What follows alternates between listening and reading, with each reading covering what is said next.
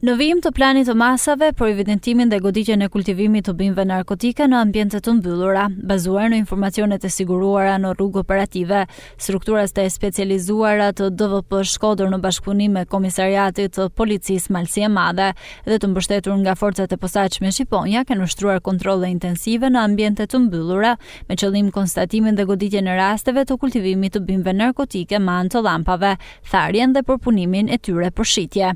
Si rezultat organizua dhe u finalizua operacioni policor i koduar Neonët 8.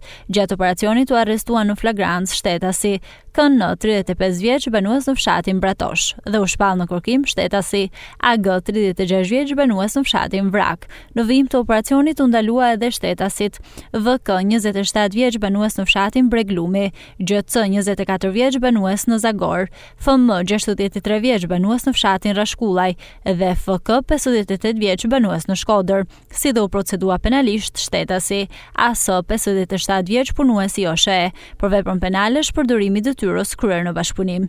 Gjatë operacionit shërbimet e policisë kanë zbuluar 3 ambiente, një banesë dhe 2 stalla në fshatin Boriçi Mall, të cilat ishin përshtatur për kultivimin dhe tharjen e bimëve narkotike kanabis.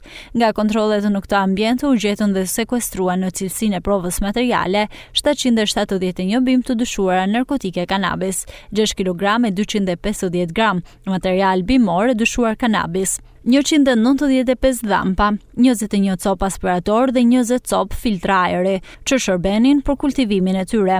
Vion puna intensive për kapjen e 36 vjeçarit në kërkim edhe për dokumentimin e plot të kësaj veprimtarie kriminale. Materialet proceduriale i kaluan prokurorisë së Shkodrës për veprime të mëtejshme.